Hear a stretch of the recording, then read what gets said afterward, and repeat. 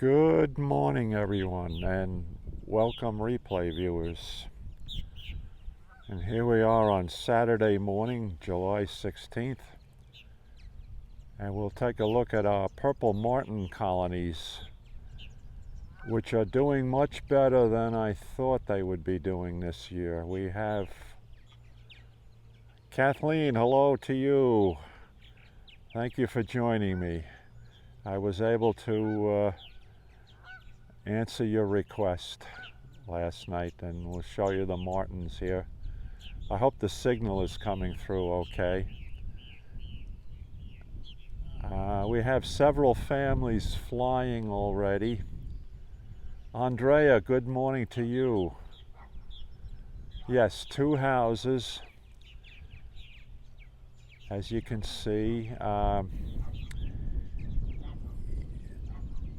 Each wood house cluster has 10 compartments, and then there are the 4 plastic gourds hanging below each house cluster. So there's 14 cavities per site there, so there's a total of 28 cavities for the birds to nest in this year.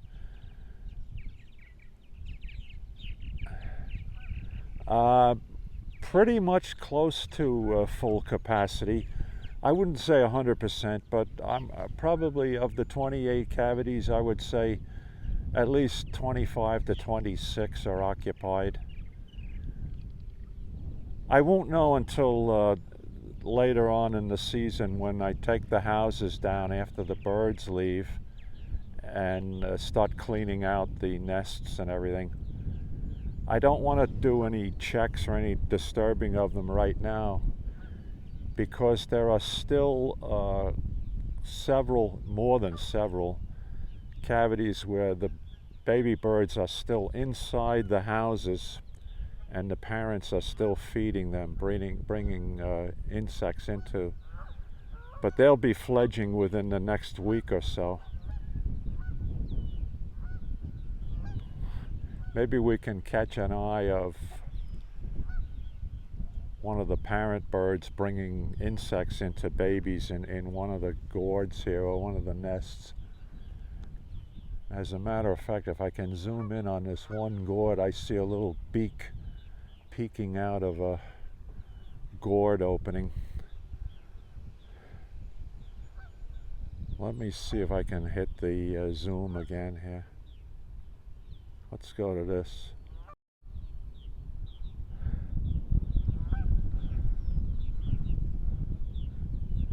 Now, he's looking down at me, but I don't know if we can see him or not.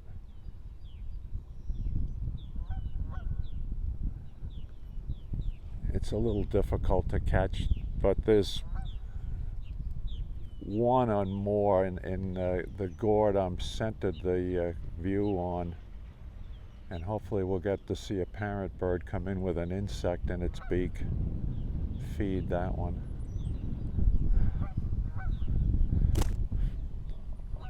Oh no, sorry for that interruption there.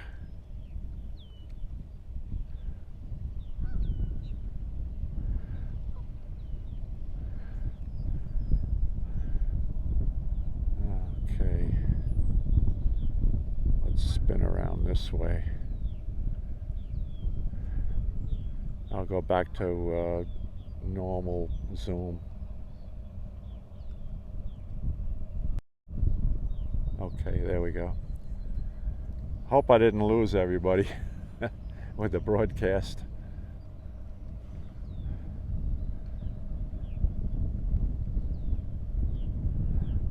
I'll take a look around the area here. There's a boat going out fishing, or maybe over to the beach. Nabul, hello to you. Welcome. Welcome to checking out our purple martin colonies here. North America's largest swallow. For those of you who are unfamiliar with purple martins, largest members of the swallow families. of tree swallows, barn swallows, etc.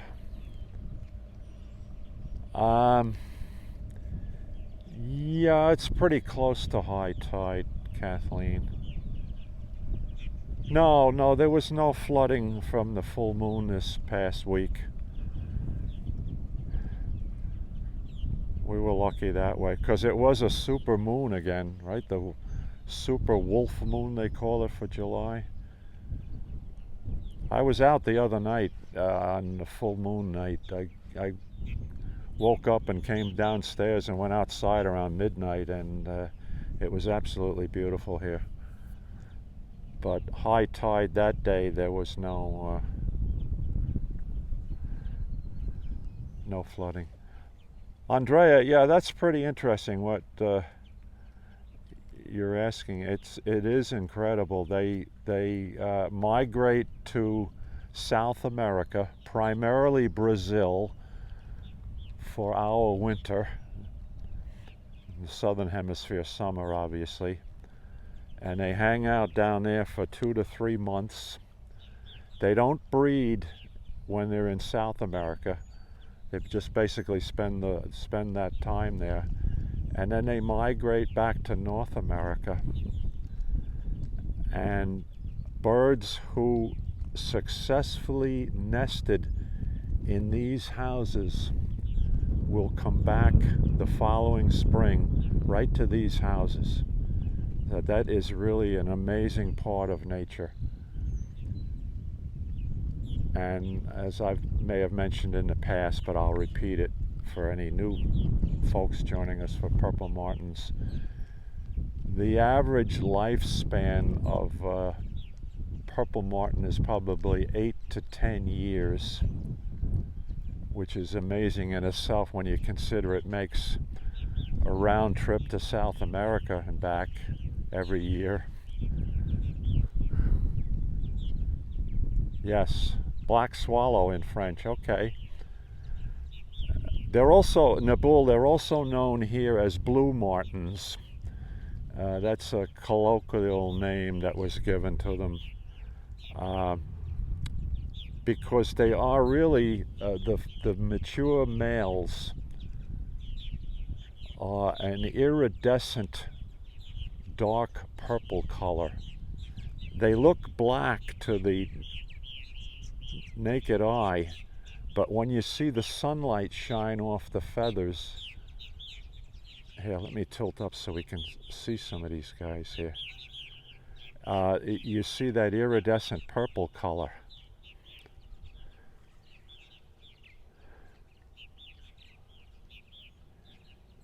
Hirondelle noire.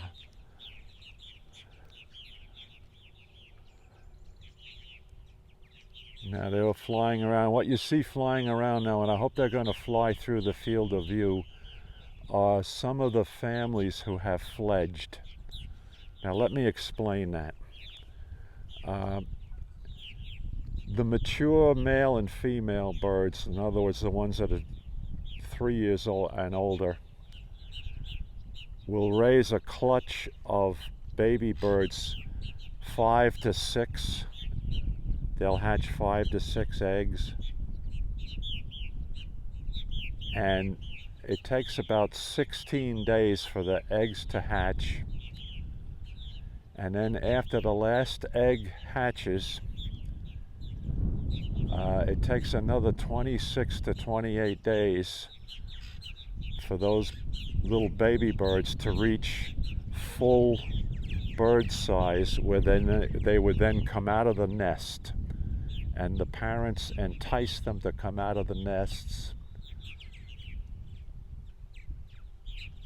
and they start giving them flying lessons locally here. So you'll see a family group flying around the complexes here and around the neighborhood for about 7 to 10 days, sometimes as much as 2 weeks. But basically the baby birds are learning how to be purple martins, and this is getting them ready for their migration back to South America. And then it's just like clockwork or like magic. All of a sudden they start disappearing, and they start heading in small groups, heading south, start to fly south along the east coast of the United States. And oh, here, let's look at this one bringing, see, she's got a dragonfly. Let me zoom right, look right there. So he's feeding baby in the cavity, in the gourd opening. Now he flew off. Maybe I'm a little too close. That was a male parent, and it had a dragonfly in its beak, trying to feed one of the little guys inside that gourd. Here he comes again. I'll try to center that right on that one gourd. There you go, he flew off. So they're still feeding, and here comes the female with something to give to the little ones inside there. Okay, we lost our train of thought there, but anyway, after about 7 to 10 days, or up to 14 days, these birds will then start migrating back to South America. And it takes them about 2 months to make the trip. So they'll fly a couple 100 miles a day, depending upon the weather conditions. They feed along the way. And then they'll be back in South America in our autumn.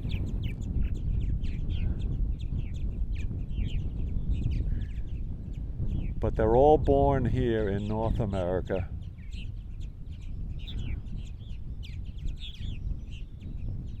Anyway, the flocks that start migrating, they get bigger and bigger as more and more birds join the flock that's migrating, until you get like tens of thousands of birds at stopover points, say in the Carolinas or in Florida.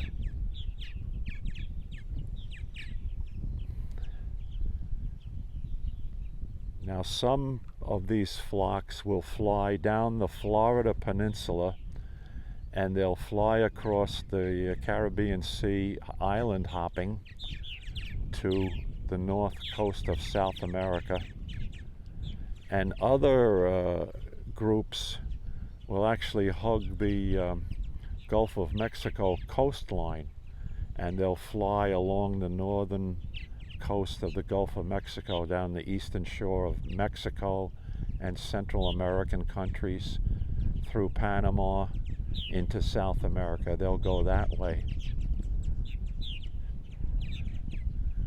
Those would primarily be the birds, say, in the middle of the country would do that, like what they call the Mississippi River flyway. Here on the East Coast, most of these birds would do the East Coast island hopping route. And this has all been verified by having little GPS transmitters implanted in the birds. And the people at Purple Martin Conservation Association can track the birds in their annual round-trip migration.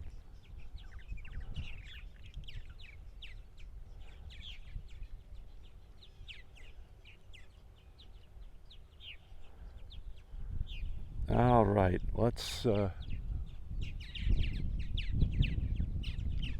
looks like our signal is still going. Hopefully it is.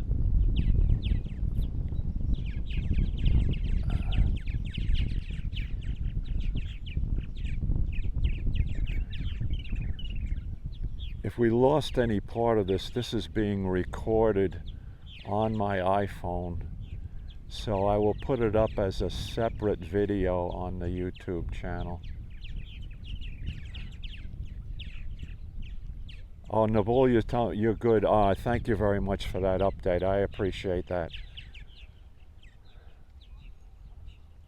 Now you see how tame they are? I'm standing underneath the housing, 10 feet away from them, 10 to 15 feet away, and they are accustomed to my presence here. They kind of think of me as their benefactor, protector from predators and things like that. So they're not tame birds, but they're semi-domesticated.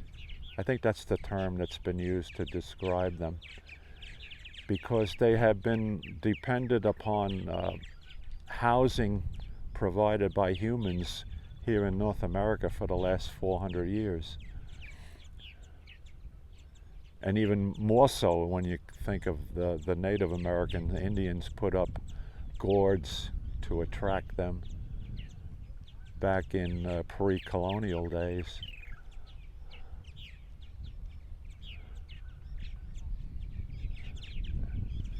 Okay.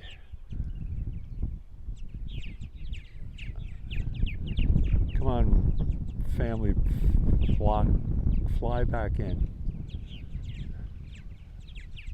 All right, we're still having a lot of feeding going on. Yeah, they'll get used to humans. You're absolutely right, Neville. That's why we have so many Virginia white-tailed deer around here in our neighborhood now, who are nice to see, except when they're eating all of your flowers and your flower beds. But we have quite a big deer herd now locally here, right? They hang out in a wooded area across the street from us. And of course all the other animals that are around us here.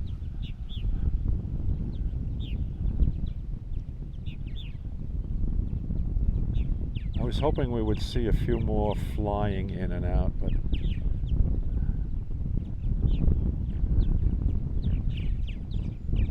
they're putting on a little bit of an aerial show.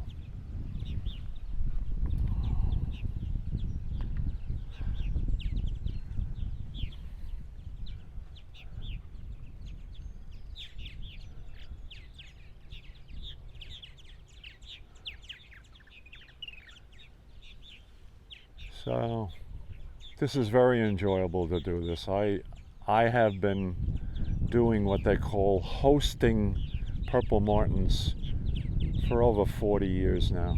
I started that long ago, trying to attract them here. And it wasn't easy. Setting up or establishing purple martin colonies is not a very overnight thing. It took a couple of years to actually start establishing colonies here. But with this type of housing that I have up now,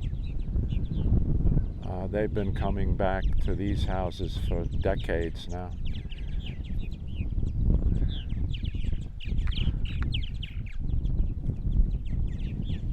And the other thing I should point out is the new birds that are born here this summer and being raised here this summer, and let's see, if say there's 25 nests, let's say an average of 4 babies per nest. So there's 100 new baby purple martins that we've turned out from these two complexes. Now, not all of them are going to survive the round trip to Brazil and back, unfortunately. But even if 60 to 70% of them survive, they will come back to this general area next spring. The ones that were born here this summer, they'll come back to this general area where they were born, and they will look for their own housing. And that is why I encourage people around here, my neighbors and friends, to put up purple martin houses, because the birds are going to come back. They're going to start looking for new housing of their own. And this is how you keep the population of the birds going in our area. And that's been very successful over the last years. I have helped other people get housing set up, gourds and houses, and they in turn have started to build purple martin colonies here of their own. Let's see if I can zoom in on one, 2 houses away from me. I helped out a neighbor down there do that.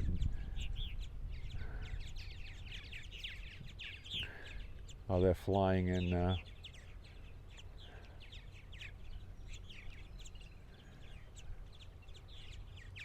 The deep purple birds, looks like a blackbird. Those are the mature males.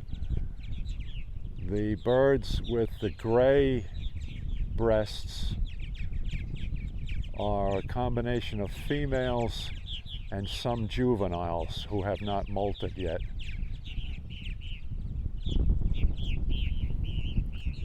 And there they go, flying off. All right, now I said I would show you another house here in the neighborhood that we were able to help get started. Now let me tilt down.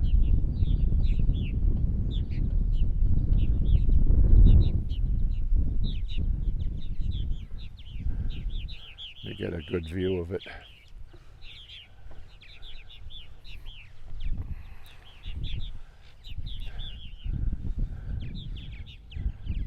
Okay, I'll zoom in on this one over there.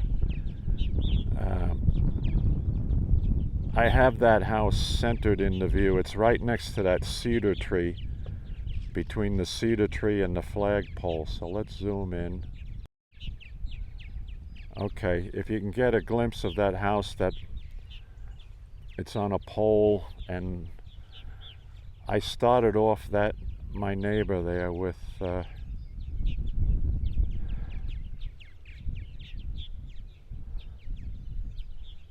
wrong way, Jim. Tilt the right way here.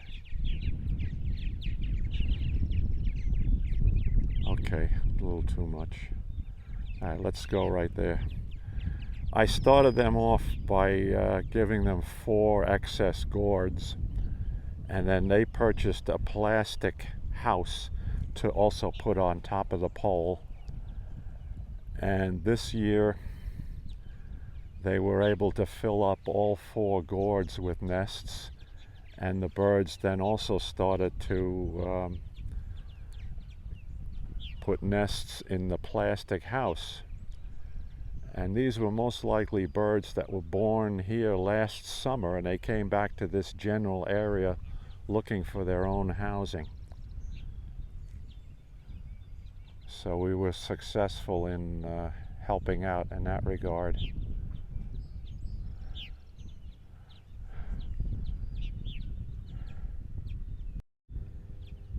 And then I have a good friend, young friend, up the waterway here, about a half a mile up, and I gave him several sets of houses, and he was able to establish a couple of colonies over the past few years.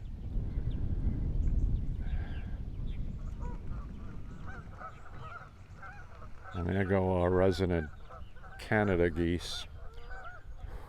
Although not one of those geese have ever seen Canada. Trust me, folks.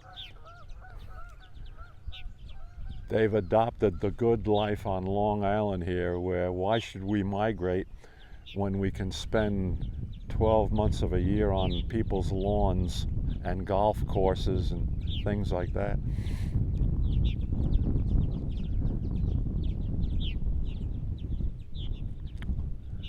Let's get back to our purple martins here.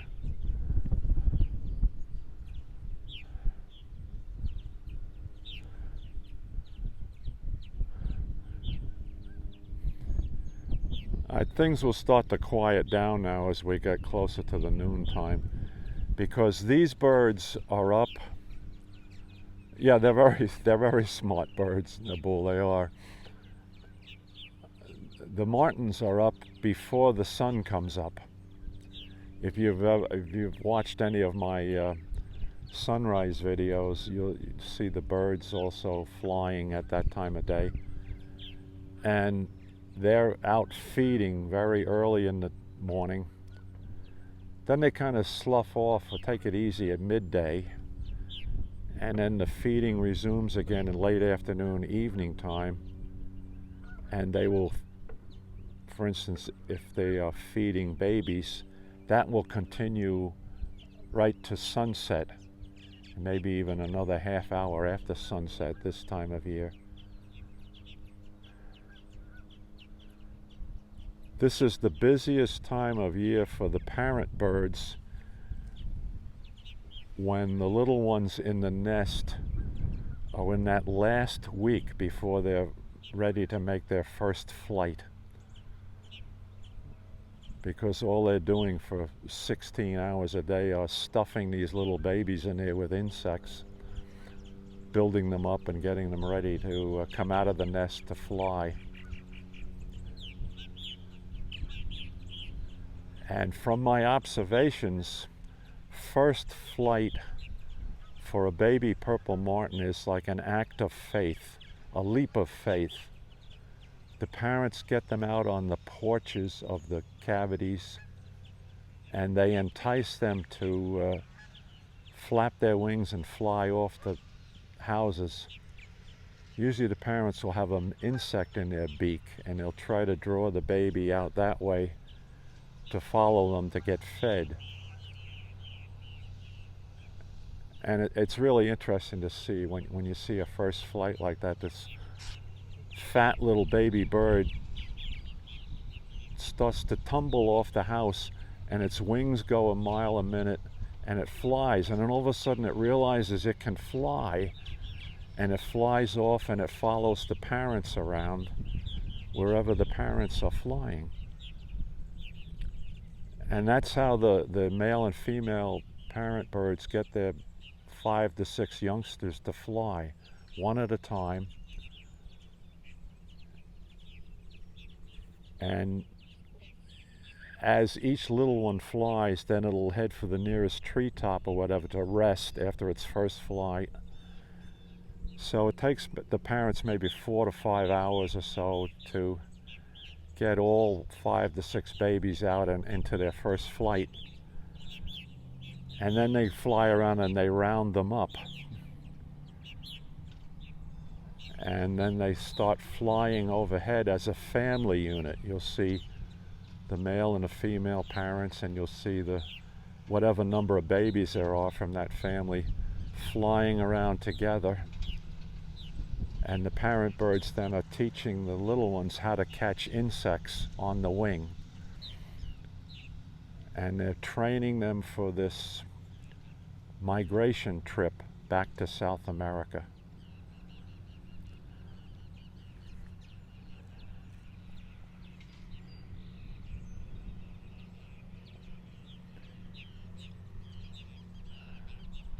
We just saw something like that.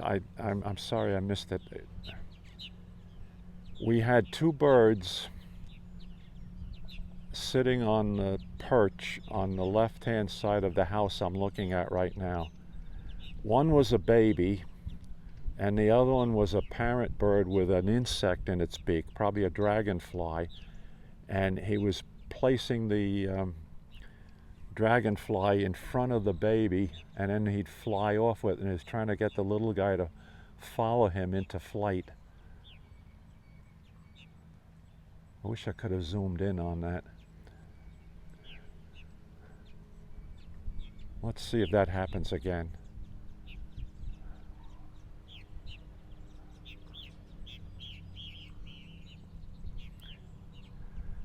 Now, not all the birds that are in the colony breed. Not all of them are matched up.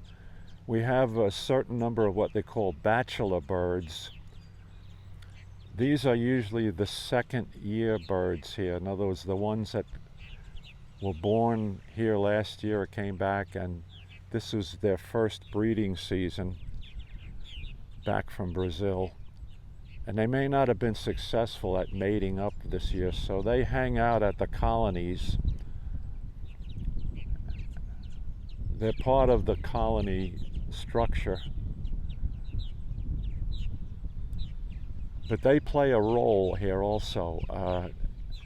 the bachelor birds, and I mean bachelor, they're male and female second-year birds, part of their role is to chase the little ones away from their initial nesting cavity so that the little ones don't have these houses implanted on them.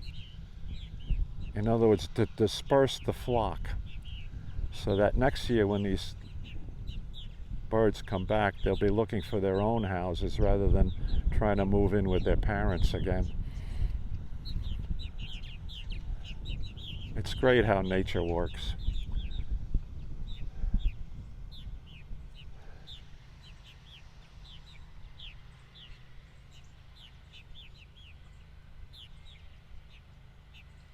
Let me zoom in on this house here, see if we can catch this.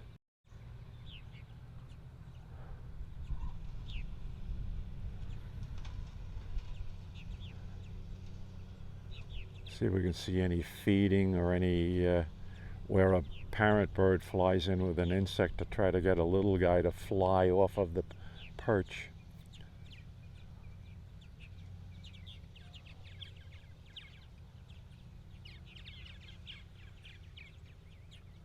Let's see if the other house has anything going on.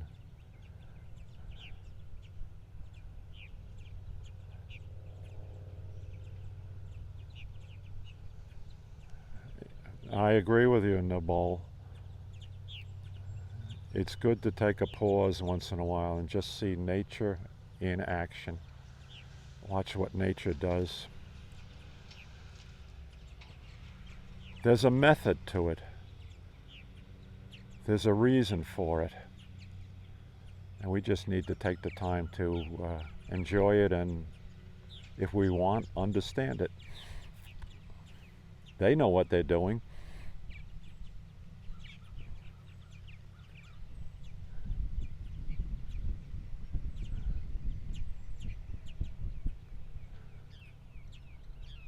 Okay.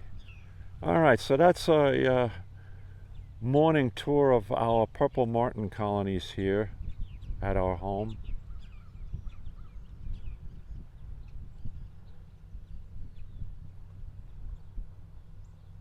Let me get back to regular zoom.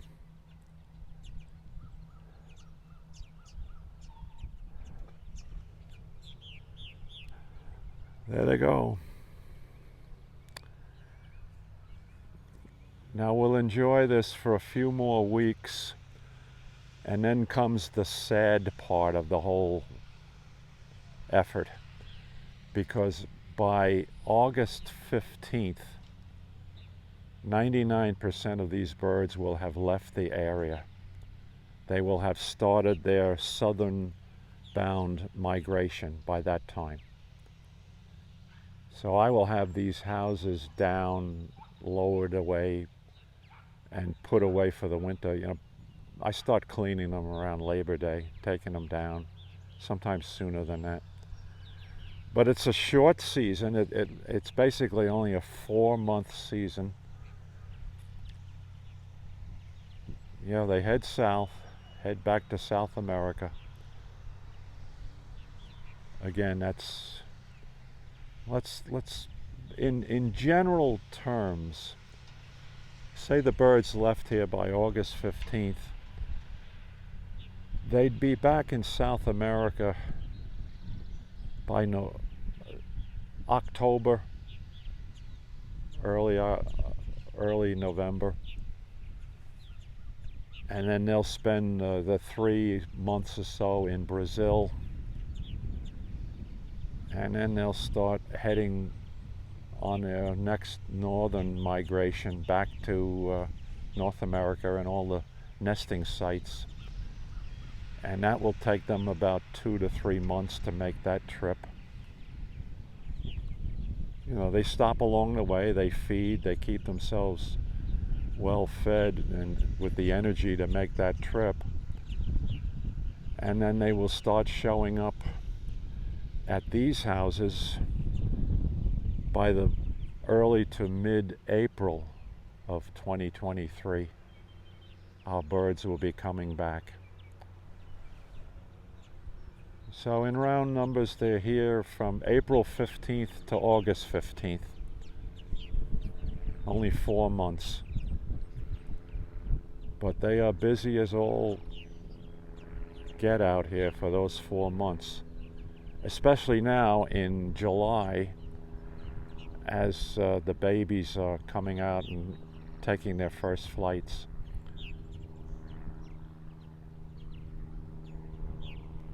Well, I'm glad everybody could join me this morning. Thank you, Kathleen. I'm glad I was able to do this today, and also that the birds cooperated for us for the most part. Good to see everybody. We'll see you on our next broadcast. Oh, interesting. That's a good question. The reasons that are being given are the water temperatures are higher than they've been in the past. Oh, you're welcome, Nabul.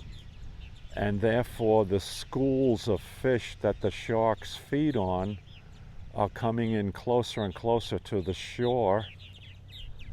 I mean, they've had drone flights over there that have shown these really thick pockets of fish. And so that's what the sharks are following, right? They're following the food supply. And unfortunately, every once in a while, a human being gets mistaken for a fish. The sharks are not, intentionally going out of their way to bite humans. What they're really doing is going after these massive schools of fish, and all of a sudden they bump into the leg of a surfer or something and they take a bite out of it, which is bad enough, obviously, but so far, knock on wood, these are not, they're all relatively smaller sized sharks, although a shark's tooth is a shark's tooth.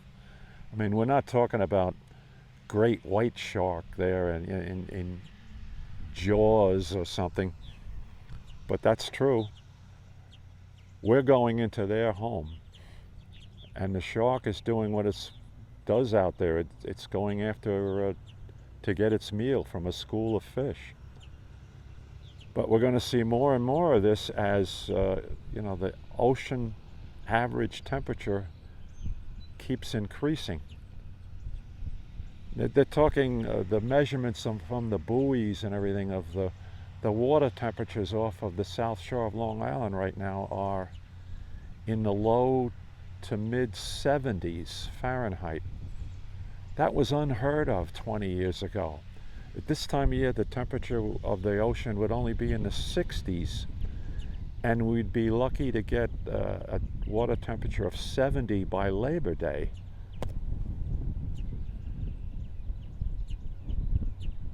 No, that's true, though. A shark bite is a pretty darn nasty thing. I wouldn't want to experience it.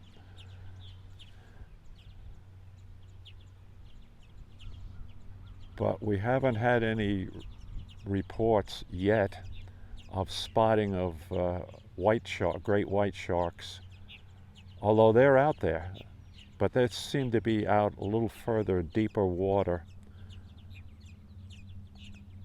And also they go a little further north, maybe more off the coast of Cape Cod.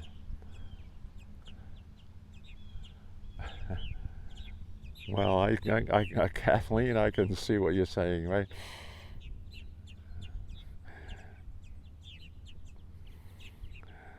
I very rarely go to Smith Point in the summertime. We'll get over there this autumn, though. Do some of our beach walks again and go to this Fire Island National Seashore Preserve. All right, thank you very much for joining this morning.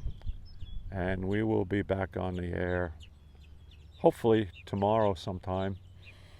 Maybe I'll do another train tomorrow from Spionk. Okay, everybody, have a good day wherever you are. Kathleen, thanks you for joining today, because I know you were really interested in this and have been asking about it for a while. Naboul, thank you for watching from France.